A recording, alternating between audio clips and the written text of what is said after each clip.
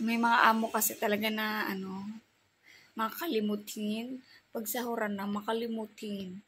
Pero,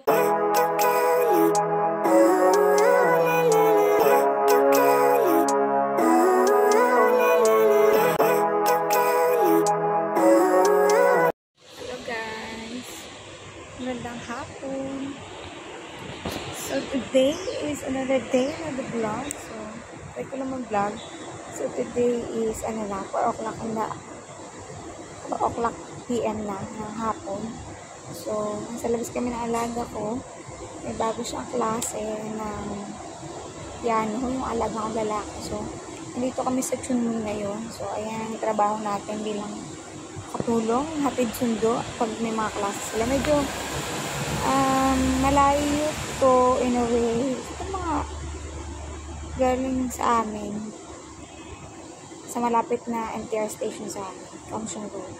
Chunmun. Siguro mga 3-4 stop bago mag-Chunmun. Dito tayo. Ano siya? Ang ganda ng ano na ito. Parang ito yung pangalawang residence na puntahan ko na medyo siya. Parang siyang fancy. Medyo parang social yung mga nakatira dito. So, ang ganda ng mga niya. Mga tower house nila. Ang ganda. Parang mga chandelier. Ganda. Dapat lalabas ako pa doon sa parang sa pinaka-main ang connection kasi na ito MTR mall. Tapos ito. Dapat bababa ako. Kaso nga lang, inaantok ako. So, maglalakad-lakad lang naman ako dun sa mall. Pagod lang ako. So, dito maipuan siya. Tapos, andun yung alaga ko sa kabila. Dun siya. Dun yung entrance ng Dun yung entrance ng bahay. So, sabi ko dito na lang ako. Mainit nga lang. Medyo mainit. So, lang malilim naman siya kasi nakaano siya. So, marami akong nakita ditong katulong. Dumadaan-daan sila. Pero walang pansinan. Kasi pag mga ganyan guys, lalo na pag may kasama amo, kahit wala, minsan, lang talaga, tinginan lang sa mata, itian lang, ganun lang. So, ang tagal na itong kong guys, kuliti, nakakainis. Pero na yan, naghupa-hupa na siya. Pero halata pa rin siya, di ba? So, 3 weeks na yan. Pero sabi naman ng doktor, ang pa-check up ang matagal daw talaga mawala yan. So, sabi na, lubunutan ko daw ng pilik mata. Lubunutan ko minsan pag naisipan ko. So, ayan. Ito lang tayo, waiting tayo. Siguro mga 35 minutes. Mga 10 minutes after na yung nasa taas yung alaga ko. So, medyo secure yung nila dito kasi kailangan nila ng residence card. So, may may tao naman sa lobby. So, okay lang. Tawagan lang naman yung yung pupuntahan mo doon. So, okay lang. So, ayan. Nagkintuwa lang tayo dito while I'm waiting. So, ayan. Ayun yung ganap ko dito. Ang dami namin ginawa. Hindi na madami. Parang ilang beses na ako lumabas. Pangalawang labas ko na to. Una, nagsundo ako. Sinundo ko siya. Alaga akong lalaki. Kasi yung alagang babae, nasaan siya. May football class siya after class niya.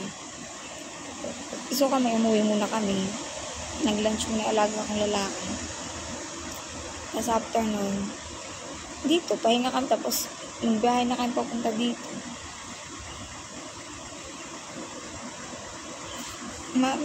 Din, kailangan dito, may oras, sakto. Kasi yung travel, tapos depende ko sa klase, yung location. So, parang kailangan estimate mo na yung oras. Kasi masasakay ka ng bus, sasakay ka ng train, kailangan ma-manage mo na yung oras na yun kasi medyo, siyempre maglalakad ka pa, text time, ganyan. Kailangan manage mo yung oras pag alis mo ng bahay, ganyan. Ikaw talaga mag-manage din. Pero ako na sinasabihin ako ng amo ko ano oras ako dapat umalis na ng bahay. Ganyan. So, pero minsan hindi na ako sinasabihan. Tinatanong ko na lang kung ano oras start ng klase. Yan. Ayun yung tinatanong ko kasi para at least kaya ko nang ma-estimate yung biyahe. And lalo na ngayon, first time ko dumaan dito. Feeling ko malapit lang siya kasi paglabas ng MTR, doon na malapit na. So, kaya estimate ko na hindi ako ganun sobrang maaga. So, ayun guys, nabalitaan nyo. Chikahan na lang muna tayo. Nabalitaan nyo, may last week ba yun? Last day off. May nalunod dito na may nalunod na Pilipina. Siguro, kakilala nung kabatch ko. Kabatch kong dumating dito. Parang sa training, di pala kabatch kong dumating. Parang sa training namin sa Galileo, kabatch ko siya. Tapos parang nagmamodel-model dito. Gusto kasi yun dito. So, nalunod.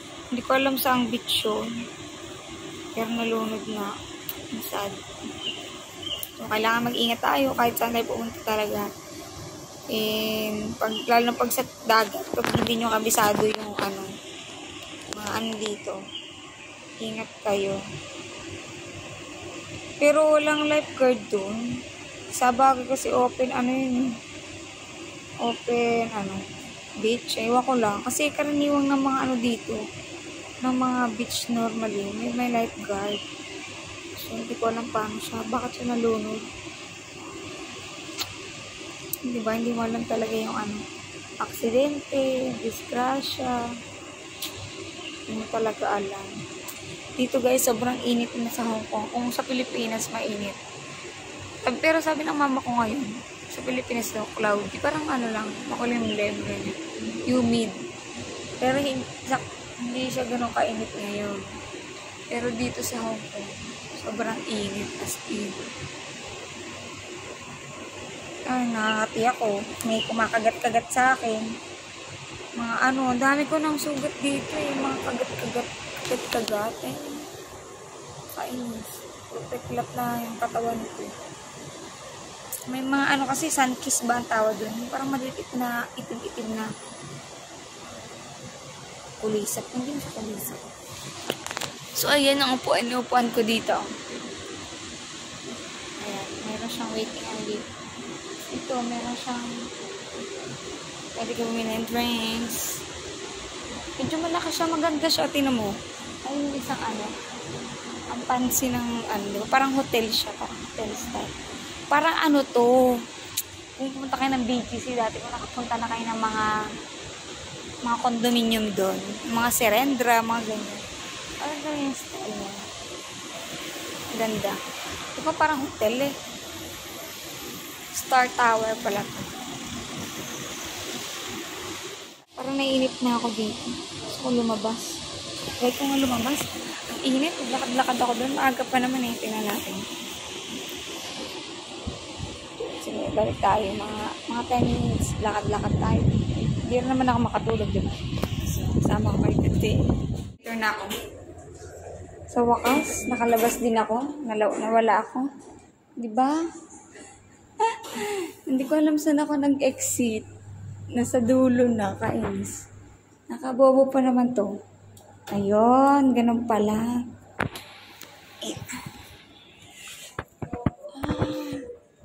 Mall na to, be. Mga mall na. Iba yung hinanahanap ko. Iba yung nilabasan ko. Iba yung samahanin sa ko dapat kanina. Ko alam nasa na ang tanga ng konyang. Ang tanga ng katulong na to. Ang layo ng nilabasan ko. Ay pala, kahit saan ko mag-exit doon. Hindi ko na-gets. Diba lumabas ako, hindi ko na alam saan ako pupunta. Hanapin ko yung Mannings.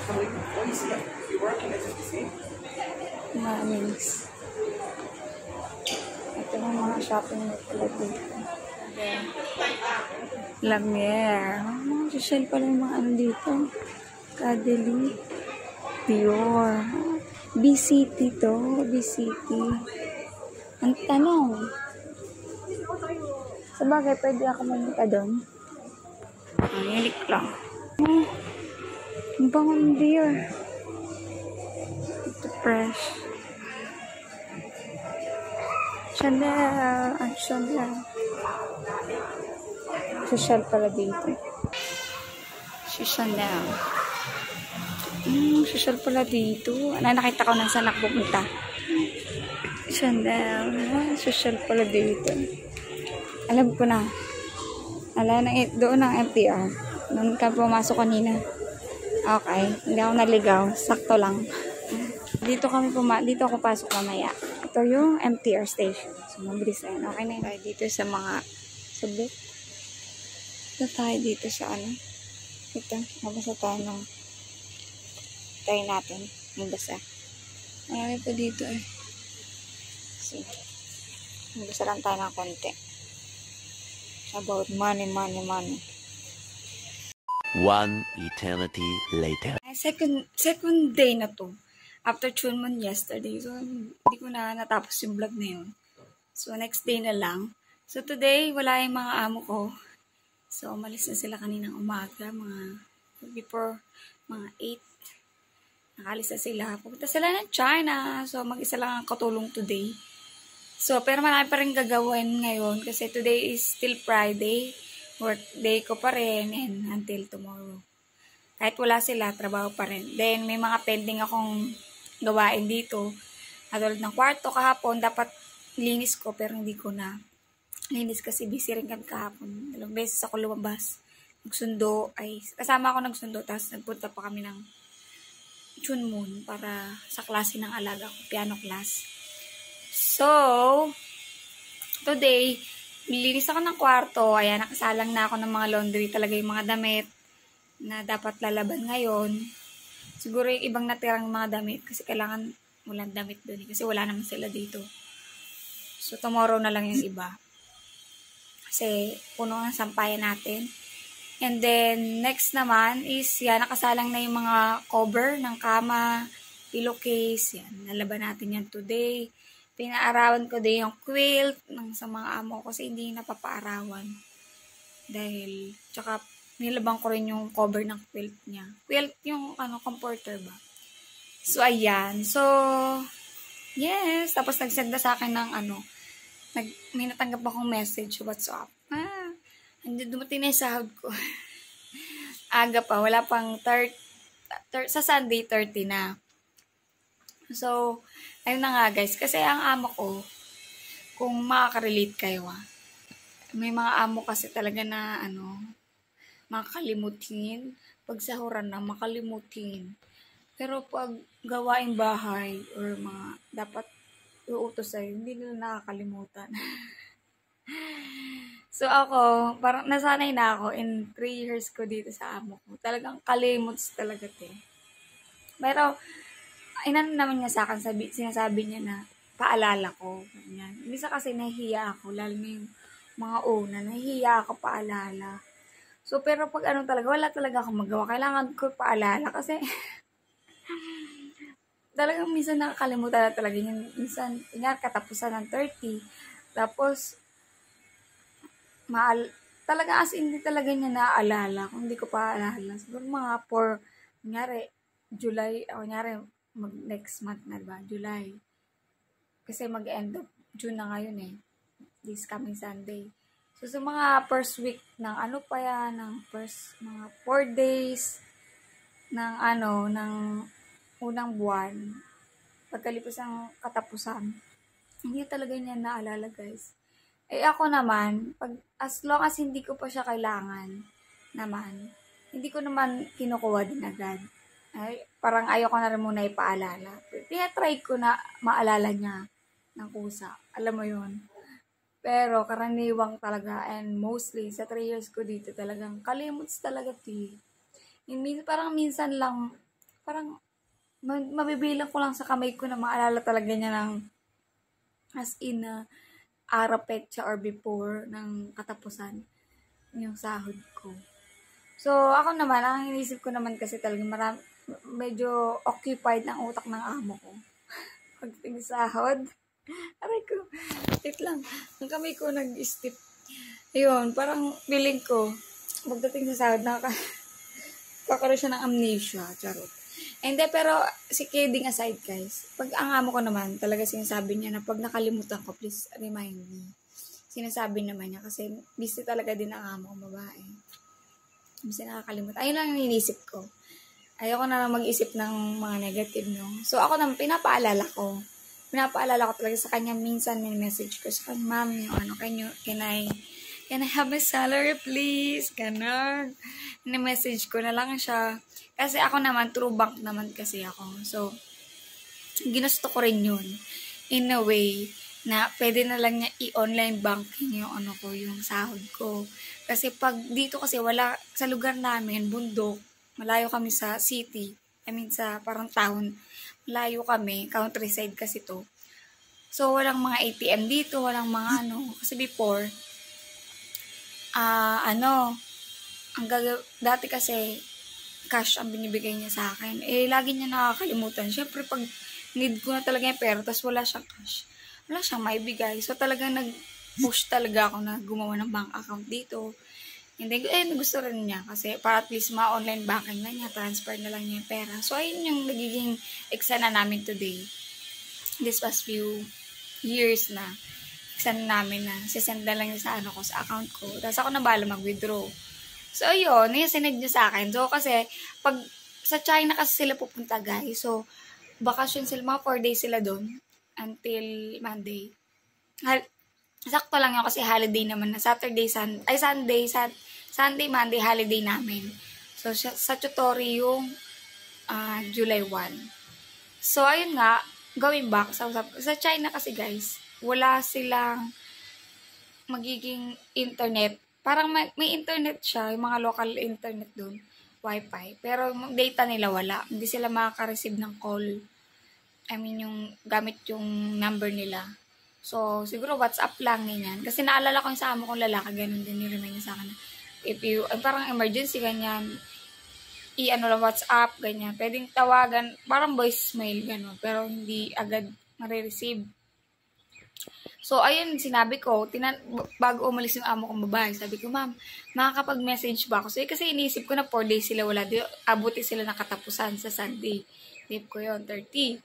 Tapos 1, holiday ko, wala pa sila dito. So, tapos wala akong, alam ko, hindi ako makakapag-message sa kanya basta-basta.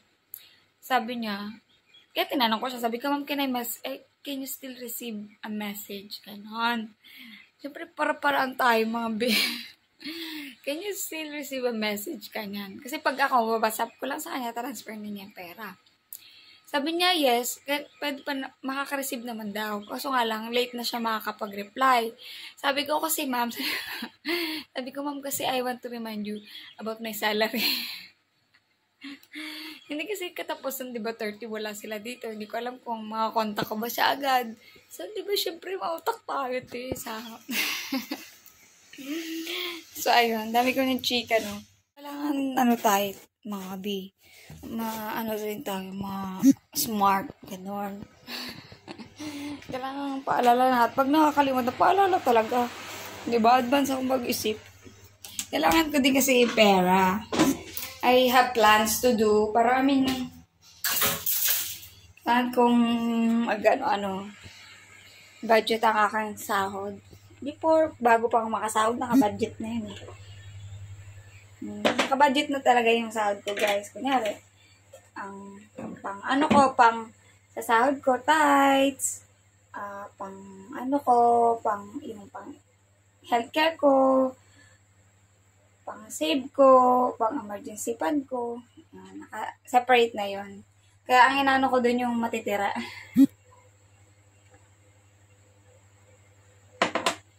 Sa'yo lang, na-share ko lang. So, today, lang magiging ganap natin. Thank you for watching.